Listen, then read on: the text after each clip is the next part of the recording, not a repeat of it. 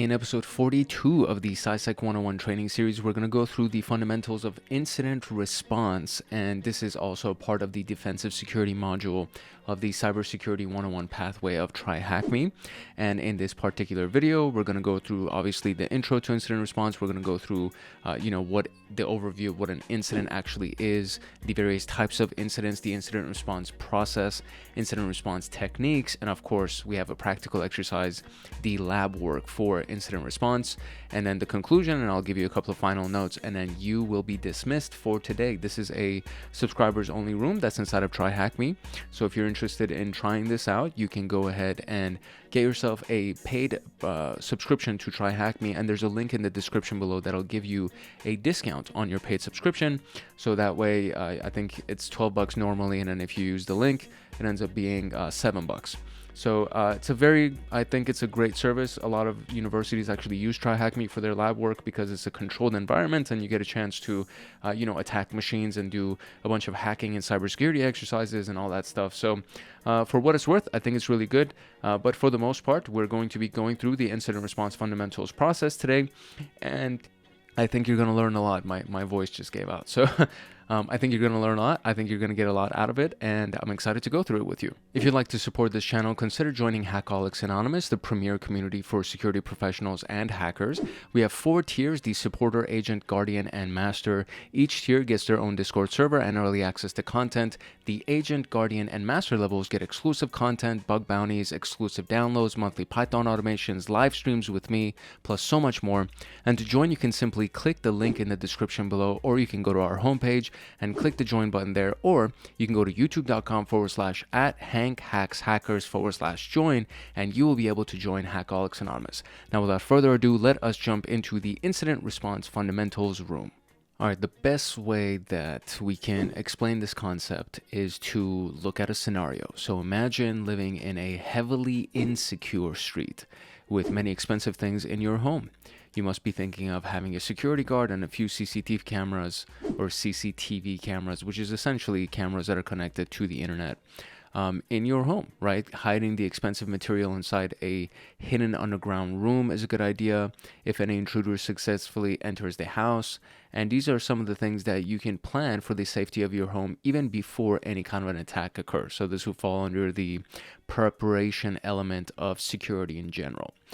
Besides these proactive measures, have you ever considered that how things would work if someone actually bypassed the security and gained access to the house? You have to take a few other things into consideration if something like that happens. So if we look at the example that we just went through in the digital realm, so if we looked at the digital version of somebody attacking your quote-unquote home, this is what a cyber attack entails, right? This is what it actually can mean. And there are a lot of different ways that an attack can take place. There are a lot of different damages or damage types that can take place for human beings or consumers, I guess we should call them. For consumers, it could be losing thousands of dollars, tens of thousands, hundreds of thousands. For companies, it's literally in the millions. The average cyber attack against a company costs $4.6 million. And if you looked at really, really big companies, something happened against the MGM Grand last year. In 2024, something happened against Microsoft in 2024. And for companies like that, it's in the tens of millions and hundreds of millions of dollars when they get attacked. So it's not a small thing, right? It's not a small type of a scenario or a small quote unquote incident, no pun intended, or I guess pun intended. So these are all considered cybersecurity incidents. And when you plan for the security of your home or your business, cybersecurity incidents also have the planning and resources that you need to account for to avoid huge losses. And incident response specifically handles an incident from start to end. So it could be a live situation. More often than not, it is a live situation, meaning that you've actually detected it and you're responding to it in real time. And it could be things like deploying security in several areas to prevent incidents, to fighting those actual incidents and minimizing their impact. And this is all a very thorough guideline, or at the very least, it should be a thorough guideline. So we're going to be going through the concepts or the elements of incident response and give you a chance to actually solve your first incident practically, and obviously wrap your head around it. Hopefully with the practical exercise, it'll help you wrap your mind around some of these concepts a little bit better. The objectives that we have for this video is the overview of what an incident is and the severity levels of incidents, what the common types of incidents are, the phases of incident response from the SANS and NIST frameworks, which are the industry standard frameworks for anything that is relevant to cybersecurity or technology in general. NIST especially because it's the National Institute of Standards and Technologies based out of the United States, but the standards that are covered by NIST are pretty foundational, and a lot of countries also follow those frameworks. So, and then we also are going to have the tools for incident detection and response, along with the role of playbooks and how they actually affect the ability and your efficacy, how efficiently you respond to an incident, and of course, the incident response plan. So these are the objectives that we have for today's video. The prerequisites for this would be the intro to defensive security, which is already out. I think it's 2 or 3 videos before this one, the defensive security introduction, and you just need to have a good understanding of what defensive security is and the various teams that are involved in defensive security, and ultimately how incident response plays into the general scope of defensive security. So we are going to begin this particular room, or specifically, I guess, the exercises and the content of this specific video. So what are incidents? Chances are that you have a variety of computing devices, or we can call them digital devices, and it could be your laptop, it could be your mobile phone, it could be, your iPad technically counts as a mobile device as well, but there are a variety of computing devices. Your smartwatch could be considered one of them, your smart TV could be considered one of them. Computing devices come in all shapes and sizes. So some of the processes on these devices are interactive, meaning that you actually have to work with them. You need to give it some kind of an input, and then it'll give you some kind of an output. So playing a video game or watching a video, for example. And then there's the non-interactive processes that are usually running in the background, that they don't require you to actually interact with them, but they are a part of the necessities, the fundamentals, or the foundation that actually makes that device run. So they are necessary. These are just necessary for the device to actually operate and allow you to do whatever it is that you want to do with that device. So whatever they are, whatever the types of processes are, they generate events, right? They generate several types of events. And whatever they do, an event is logged for what they have actually done. So events are generated for everything that's done. You click on something, there's an event generated for that. You spend an amount of time inside an application, there's an event generated for that.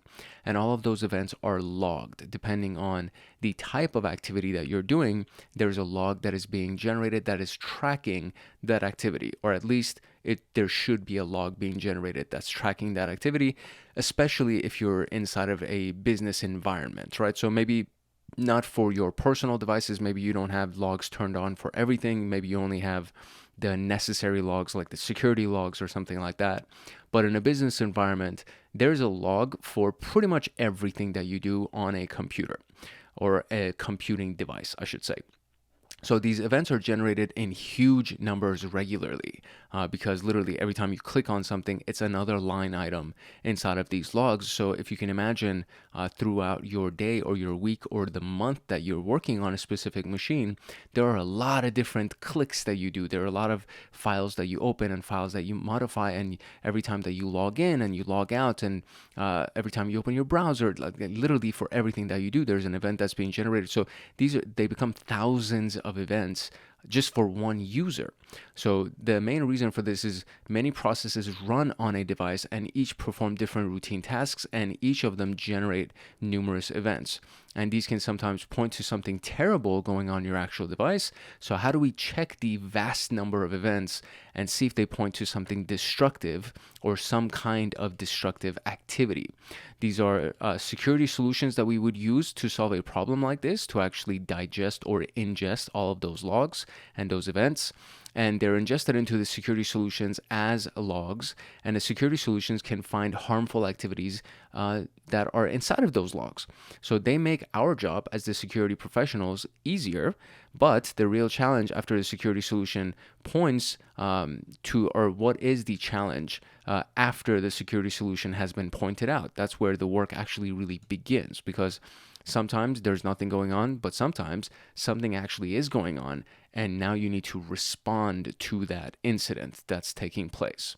So this is what essentially it looks like. Let me see if I can, I don't think I can make this any bigger. Can we zoom in on this? There we go. So, explorer.exe, LSAS, SVC host, WinInit, all of these things are executables that are inside of a Windows environment, and the logs from these various executables are being fed into your security solution, and that security solution is generating a feed for the security team, and it's generating a feed based on all of these the events that are coming from these various applications, and it only sends alerts to the security team when something fishy is going on. So when a security solution finds an event or a group of events associated with a possible harmful activity, it triggers an alert, and the security team then analyzes these. Some of the alerts may be false positives, meaning that the tool, whatever the security tool it is that you're using, said that this looks fishy, when in actuality it was just somebody that forgot their password because they were on vacation for a couple of weeks and they forgot what their password was. So when they came back, they tried to log in a few times, and then all those failed logins, it generated an alert on the security solution. Some of the other events are actually going to be true positives, and the alerts that point to something dangerous but are not harmful are referred to as false positives, which is what we just talked about. In contrast, the alerts that point to something harmful and are actually dangerous are called true positives. And we can get a better understanding of this from these explanations here. So, security solution raised an alert on a high amount of data being transferred from one system to an external IP address. Upon analyzing this alert, the security team found that the subject system was undergoing a backup process to a cloud storage device, which caused this, and this is known as a false positives. And then we would need to optimize our security solution to say, hey, you know what, this IP address that's being transferred to is actually one of our IP addresses, so in the future, don't give me an alert for this, it's fine. And then the more you optimize your security solution, the better it becomes at actually pointing out the true positives for you. And the security solution raises an alert on a phishing attempt on one of the organization's users. Upon analyzing this alert, the security team found that the email was a phishing email sent to this user to compromise the system. This is known as a true positive. So these true positive alerts are sometimes referred to as incidents. And assuming the alert is now categorized as an incident, the next phase is to give a severity level to the incident. So imagine you're part of the security team and you get multiple incidents simultaneously. Which one do you respond to first, right? This is where the idea of incident severity helps. And they can be categorized as low, medium, high, or critical. Now, obviously, we want to respond to critical first. And then low is maybe sometimes not even necessary to respond to, because there are so many critical and high level alerts that it's like, okay, well, we really need to take care of all of that. And then once the dust has settled, we can look at everything else. So critical severity incidents are obviously the highest priority. So these actually have a scoring system as well, depending on what type of database that you're using for this. But for the most part, the security systems that you use, the SIM, Splunk or some kind of intrusion detection system, those things will categorize them for you. So if we were to look at this little graphic here, so these are the incidents, right? And the false positives are being discarded because we've tweaked it and we've optimized our security appliance, or at the very least, security team is looking at it and they're saying these are false positives, so don't even worry about them. The rest of them are incidents, and this is an identity access management that is low. This is BC34. I don't know what BC stands for in this particular case. We have LPT, that's medium, ACM, high, TKS, critical, and MCA, critical. So these are the various titles that have been assigned to them. The only one that I recognize off the top of my head is IAM, but we can see the severities, right? You don't even need to really worry about what the acronym breaks down to. You need to worry about, okay, these two are critical, this is high, and this is medium. So we need to take care of these two immediately. The critical ones have to be taken care of immediately, and then so on and so forth. So what is triggered after an event or group of events points out a harmful activity, and that would be an alert. So let me make sure my keyboard is actually working here. There we go. And then if a security solution correctly identifies a harmful activity from a set of events, what type of alert is this? So if it's an actual harmful activity, that would be a true positive. And then if a fire alarm is triggered by smoke after cooking, is this a true positive or a false positive? And that would be a false positive because there's no actual fire that is going on. So these are this was our introduction to incident response. So let's actually look at the types of incidents. So not every type of incident that's generated or a harmful activity that's generated is an actual hacking attempt that's taking place, right? It could be possible that it is a hacking attempt, but sometimes it's not. So we previously talked about this incident that was related to a phishing email, which probably came with a malicious attachment. If downloaded into the system, this attachment could have harmful consequences. And this is one type of incident. There are other types of incidents, and all of these things could technically be, maybe it could be a hack, or it could just be something else that is being done. So a hack would be an active attack against your system. We can think about it like that, where you're being actively attacked in a live environment by a group of other attackers. There are other types of ways that your systems can get compromised, and it may not necessarily be an active hack, right? I think that's what they're referring to right now.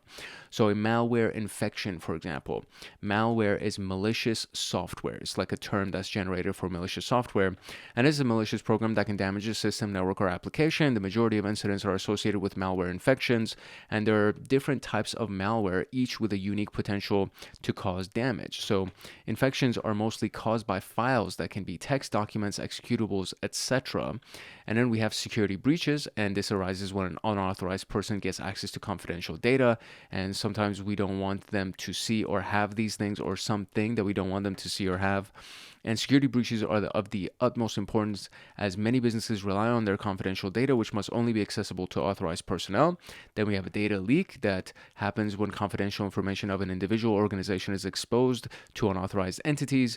Many attackers use data leaks for reputational damage to their victims, or use this technique to threaten their victims and get what they need from them, sometimes called ransom. So they'll actually hold you at ransom, and then they want money to be able to release your data or not disclose your data, I guess. Unlike security breaches, data leaks can also be unintentionally caused by human errors or misconfigurations. There are several examples of this in the Security Plus training series that I put on the channel. So if you actually go watch the Security Plus training, there's a playlist dedicated to it. There are a lot of examples that we talk about that were not by actual malicious actors. It was just somebody inside the company that was careless, or they didn't know what they were doing and they misconfigured their infrastructure, and then now there's a data leak or there's a potential for harm taking place. Insider attacks happen from within an organization, and this could be a disgruntled employee infecting the whole network through a USB on his last day, and it's an example of an insider attack. Someone within the organization intentionally initiating an attack comes under this category, and it can be hazardous, as an insider always has greater access to resources or intelligence or your inner workings of your company than an outsider does. And a lot of times they could actually be working with an outsider to actually pull off whatever the attack is. And an insider attack may not necessarily be a disgruntled employee. It could be somebody that's being held at blackmail, or they're being threatened for whatever reason. And we see this a lot in these movies about, kidnapping or extortion or something like that, where they find somebody that's working inside the company, and then they go and hold their child at ransom, or they hold their child as a threat. What is as a hostage? There you go. That's the word I'm looking for. They hold their child as a hostage, and then they ask the person to betray their company, and of course the person would choose their child over their company. So it just goes on like that. But that's an insider attack. That's literally what happens when you take advantage of somebody that's on the inside, and then you use them to get your attack pulled off. Denial of service attack is an interesting one, and this is one of the ones that I would say is kind of a little bit easier to pull off than anything else, especially if it's just a singular denial of service instead of a distributed denial of service. And availability is one of the elements of the CIA triad. So we have confidentiality, integrity, and availability. And what that means is that your services would be available to your legitimate users, right? You want your employees or your customers, your website visitors to actually be able to access your website. You want your website or your service to be available to them. And a denial of service happens when somebody attacks your system. They send you a flood of malicious traffic or, dummy traffic, whatever it is, to bring your service down. Right? So a denial of service attack or a DOS attack is where the attacker floods your system, network, or application with false requests, eventually making it unavailable to legitimate users, meaning there's a denial of service to those legitimate users. And this costs the company money. It'll cost the company their reputation and their credibility, right? Especially if it goes on for a long time. So this is one of the more common attacks that take place against really large companies. So all of these incidents have a unique potential to impact the victim. We haven't even talked about all of the type of incidents that could take place. These are just some of the more commonly known ones. And they cannot be compared in terms of severity with the impact that they create. This is because a particular incident can be disastrous for one organization, while it can cause minor damage to another organization. So XYZ Corp may not be heavily impacted by a data leak, as the information that it stores can be useless to anybody else. However, it can go under a massive loss in case of a denial of service attack on the primary website. What happened to Microsoft last year, where I think it was like for one day, it was not even a full 24 hours, but there was like a good, let's say 12-hour period that all of the Microsoft operating systems across the world had crashed. They were not able to operate. And so what happened was during that day, and I think this also included the Microsoft website and essentially everything. I don't know if it was because of a vulnerability that was actually exploited, or it was because of some kind of an update that went wrong. But for that amount of time that they were out of service, it was like estimated that they lost $100 million or something like that. And that's insane to think about, that for like half a day, a company can lose $100 million. So that's what happened, or probably even more, honestly. But that's what happens, right? So for a company like Microsoft, the denial of service attack could actually cost a lot of money to a company like that. So these are just a couple of the examples. Now, a user's system got compromised after downloading a file attachment from an email. What type of incident is this? So their system got compromised after downloading a file attachment. And what could be? It could be a security breach, technically. It could be a malware infection, technically. It could be any of these things. But it says a user's system got compromised. Let's see. Okay. All right. So the phishing email is technically a part of the malware infection category. What type of incident aims to disrupt the availability of an application? So availability has to do with service. So we can say denial of service. And there we go. All right. So incident response process. So we've detected the incident. How do we respond to it? The incident response process cannot be improvised. It can't be something that just happens spontaneously. There needs to be some kind of a framework or a playbook or something that is used. And for the most part, it's referred to as an incident response framework. And there are generic approaches to follow any incident for effective response, right? So we'll discuss the two widely used ones, which is the SANS and NIST. And these are organizations that contribute to cybersecurity. SANS has offered various courses and certificates in cybersecurity. NIST played its role in developing standards and guidelines for cybersecurity. Both of them have quite similar incident response frameworks, and the SANS incident response framework has 6 phases, which can be called, I guess, PySurl or PICURL. I don't know how you would really look at it.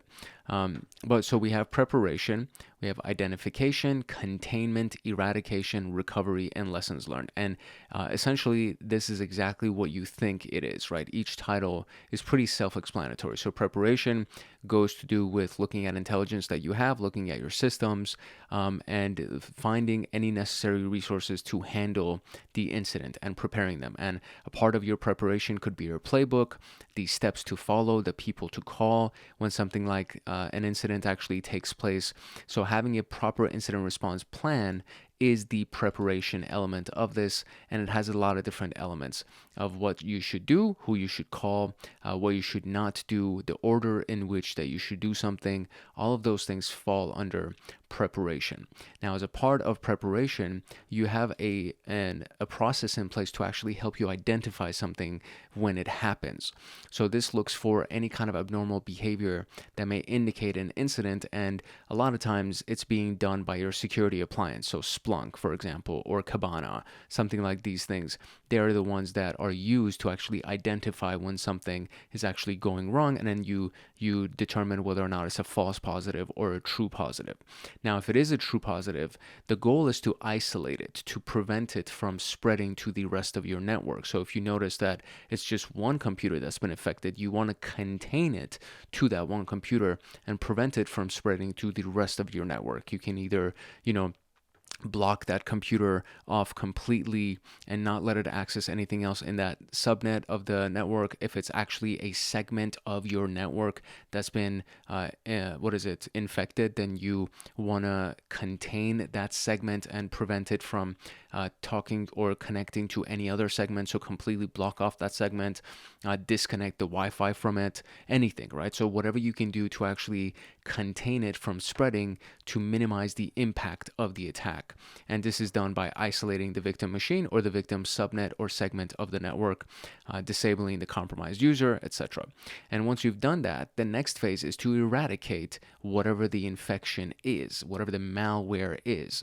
Remove the threat from the attack environment. And it could be anything, right? So the eradication phase will ensure the subject environment is clean, and now we can move to the recovery phase. And sometimes you need to wipe the system completely to actually eradicate it, because it might be a really, really hardcore type of malware or something that happened. And the recovery phase it relies on regular backups. It relies on redundancy systems. If one of your routers was taken down, then you need a backup router. If one of your servers was taken down, you need a backup server. So recovery relies heavily on how frequently you actually back up your data and whether or not you have a redundancy in place. So literally a second server, like a contingent server, something that would serve as the backup equipment in case your primary source is actually affected and now it's down for whatever reason, right? So recovery and eradication, I mean, all of these things actually do go hand in hand, but sometimes eradication requires that you actually wipe whatever that server is to make sure that you get rid of the malicious software or whatever it is that's been infecting that server. And in order for the business to continue, there needs to be a recovery point that we can go back to as far as the amount of data that we've actually backed up, so that we can go to business as usual before our server was infected. And then once we have all of these things, once the dust has settled, we'll do a meeting with everybody that was involved, and then we'll say, okay, what lessons did we learn, right? What can we add to our playbook? What can we add to our planning element, our preparation element, to make sure that this doesn't happen again? And who should we call this time? How can we respond to this faster? How can we make sure that this specific thing doesn't happen to us ever again? Because you can never really prevent attacks from taking place, but you can try your very best to make sure that the same attack does not take place. So that's all part of the lessons learned element, and everything that you learn goes back inside of your playbook and goes to the preparation phase. And then you go back through the preparation phase and you say, okay, let's let's tighten our systems a little bit. Let's make sure that security is amped up. We have better backups. We have more recent backups, whatever it is. You learn your lesson, and then you go back into preparation to prepare for potentially any other attack that might take place. So that is the SANS incident cycle. And if we look at this image, you see this right here, like this is continued, right? This is a continuous type of a plan. And usually incident response in cybersecurity is always continuous. There's no such thing as stagnant, right? You never stop. You never stop improving. And sometimes the incident response cycle is improved by an internal penetration test. It might not even be something that happened maliciously. It could be that the company hires an external company or like a third-party penetration testing company, and they say, hey, attack us. We just want to see how our team is going to respond to this. And then based on that, they improve their playbooks and their preparation. So this is a continuous cycle that happens all the time. It should be happening all the time so that the company is constantly improving and staying ahead of hackers, ideally. Now, the incident response framework of NIST is similar to the SANS framework, but it's reduced to 4 steps instead of the 6 that we just saw. So there's preparation, detection, analysis, containment, eradication, and recovery. All of these things are done inside of the same step. And then you have post-incident activity, which is the lessons learned element as well. So this is the comparison of those 2 things. So you can see how preparation is same on both, identification is same on both, and then containment, eradication, and recovery has been condensed into one on NIST side, and then lessons learned, which is post-incident activity. So that is what that looks like. The organization that you work with, they could look at either of those frameworks, or they could come up with something of their own based on those frameworks. And there's always going to be a formal document. At the very least, there should be a formal document that lists all of the relevant organizational procedures, and this is known as our incident response plan. And this underlines the approach during any incident. It's approved by senior management, consists of the procedures to be followed before, during, and after an incident has been completed. And this outlines the roles and the responsibilities during an incident, the incident response methodology, communication plan with stakeholders, including law enforcement. So there's always a call tree that says, call this person first, and then this person next, and then this person, da-da-da-da. So there's the communication plan, including law enforcement. Sometimes there needs to bring the legal team into play. Sometimes we need to bring the marketing or the PR team into play. If, our customers' information has been damaged or stolen or something like that, we need to know how to talk to the press about it. So there's a lot of different things that are technically involved inside of the incident response plan. These are just the key elements of it. And of course, the escalation path to be followed, how to escalate this to your supervisor or the people that are higher up in the company, the CEO and the CIO, so on and so forth. So the security team disables a machine's internet connection after an incident. Which phase of the SANS cycle is this? So this is when we contain it. So that would be containment. Which phase of the NIST corresponds with the lessons learned phase of this? And this would be the post-incident response. Or no, post-incident, I think it's post-incident activity. I think that's what it is. Very good. All right, cool. So let's look at the incident response techniques. We have already kind of looked at the identification or detection portion of the incident response lifecycle, and that's when you use a tool like a SIM, which is a security information and event management solution. There are other tools that are also used to do the containment part of it or the eradication part of it. So just looking at the very, very top right here, the security information event management is where all of the logs and events are stored into one location, and then all of those events are correlated, meaning they're connected to each other to see what their relationship is, so that there could be a pattern that's noticed or a behavioral element that's noticed that will help us see if there's an incident that's taking place. Then we have the AntiVirus that detects malicious programs, and usually it goes based on the signature of those programs or the source code of those programs. And it says, hey, this looks fishy based on the database that I have access to, and I think this is a malicious program in our system and it needs to be wiped, or I'm preventing it from launching, and then it sends a report. And then we have the endpoint detection and response, which is deployed on every endpoint. So if you look at your computer, your cell phone, and your laptop, and your iPad, and your smartwatch, if you look at every single one of those, technically that would be 4 or let's say 5 endpoints, right? So we have each one of those things has something that is installed on it that turns each endpoint into an agent, and that agent reports to the manager. And the manager is installed on 1 or 2 key servers that gets all of the data from all of these different endpoints. And then based on the activity and based on what's going on those endpoints, that data is also fed into the SIM, and then the data is correlated so we can see what's going on. So endpoint detection and response is deployed on every system, and it protects it against some advanced threats.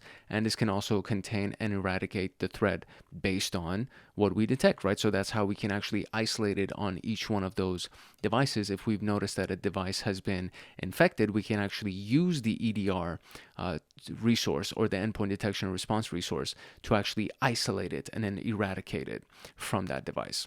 After incidents are identified, certain procedures must be followed, including investigating the extent of the attack, taking necessary actions to prevent further damage and eliminate it from the root. And they may be different for different kinds of incidents. In this scenario, having a step-by-step instruction to deal with each kind of incident will help you save a lot of time, and this is why we have playbooks.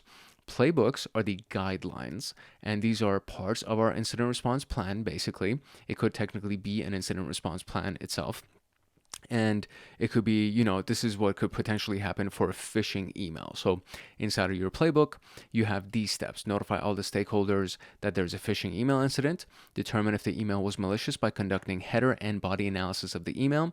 Look for any attachments within the email. Determine if anybody opened the actual attachment. Isolate the infected system from the network and block the email sender. And then, of course, go to your lessons learned and reporting, all that. Run books, on the other hand, are the detailed step-by-step execution of specific steps during different incidents, and these may vary based on the resources available for investigation. And usually run books are a part of a SOAR system, a security orchestration, automation, and response, which kind of goes hand in hand with the SIM system. So a SIM does a really good job of detecting and creating alerts. A SOAR will actually respond to those alerts automatically, and it'll either block something or whatever their response is that you want it to have. The run book is technically an automated set of instructions on what you want your security appliances to do on your behalf. And of course, you would get an alert that this is what's going on and this is what they did, and then you would need to investigate further. So step-by-step comprehensive guidelines for incident response are known as our playbooks. All right. And cool. All right, now we can actually go into our lab work here, our practical exercise.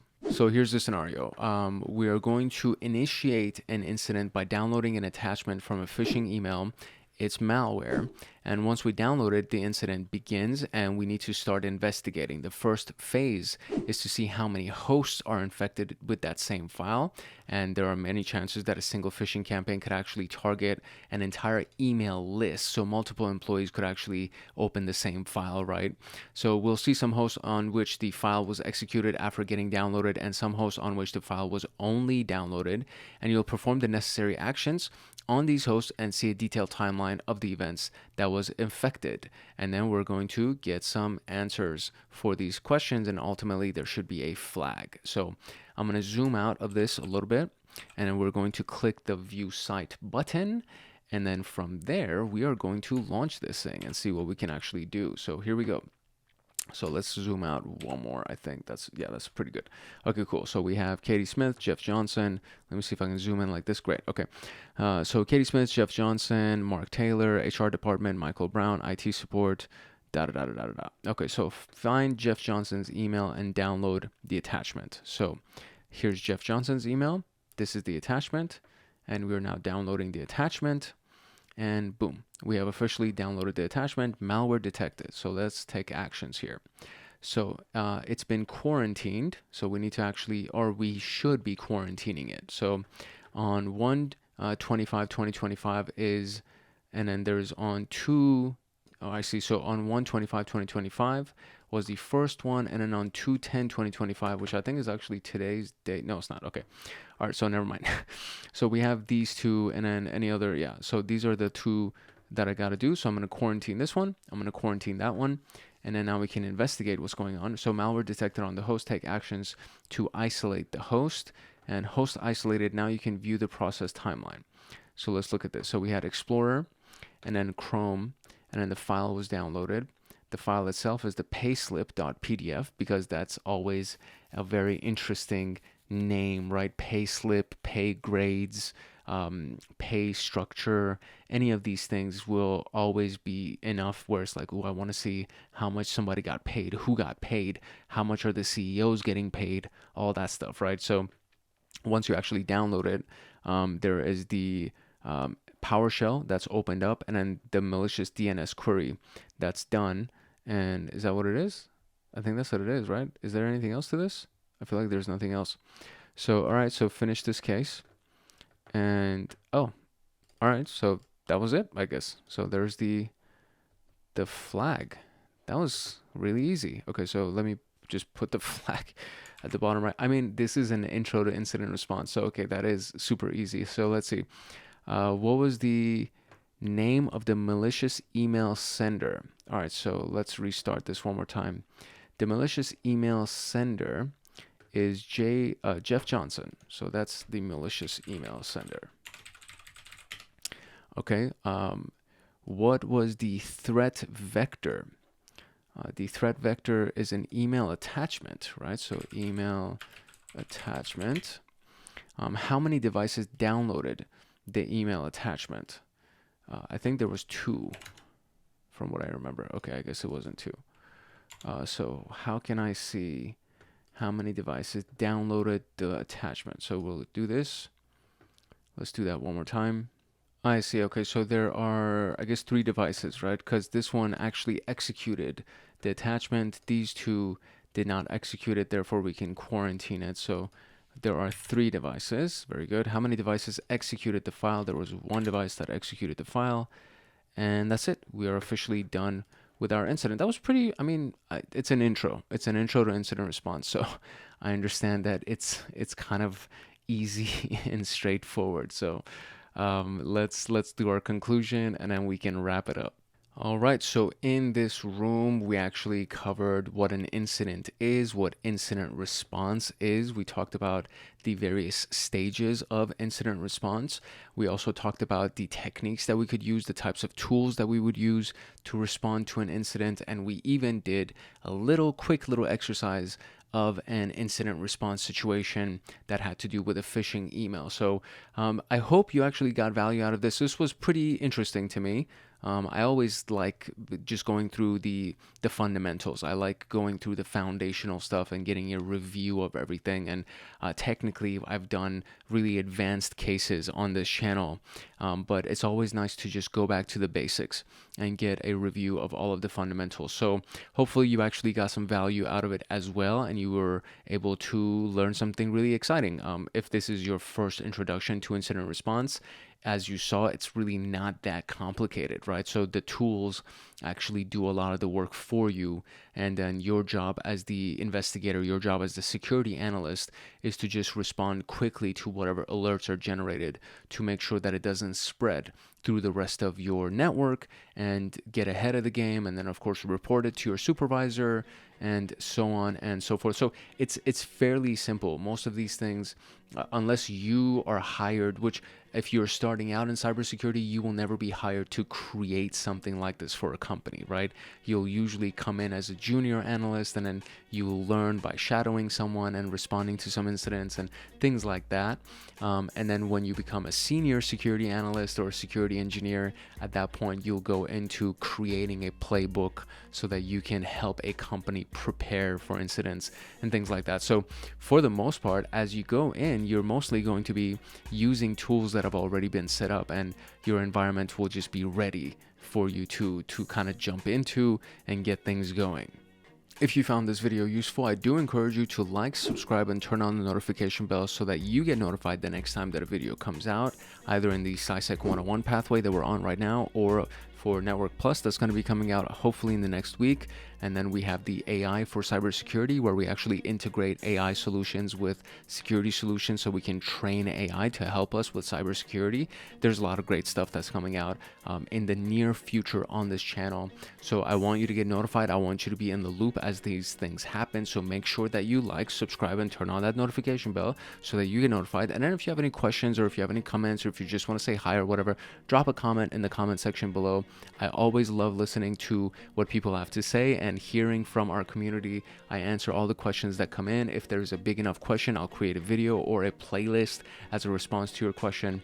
So I love hearing from people. So again, like, subscribe, turn on the notification bell so that you get notified the next time that a video comes out. And of course, drop a comment if you just want to say hi, if you have any questions, anything like that. If you'd like to support this channel, consider joining Hackaholics Anonymous, the premier community for security professionals and hackers. We have 4 tiers: the supporter, agent, guardian, and master. Each tier gets their own Discord server and early access to content. The agent, guardian, and master levels get exclusive content, exclusive downloads, monthly Python automations, live streams with me, bug bounties, plus so much more.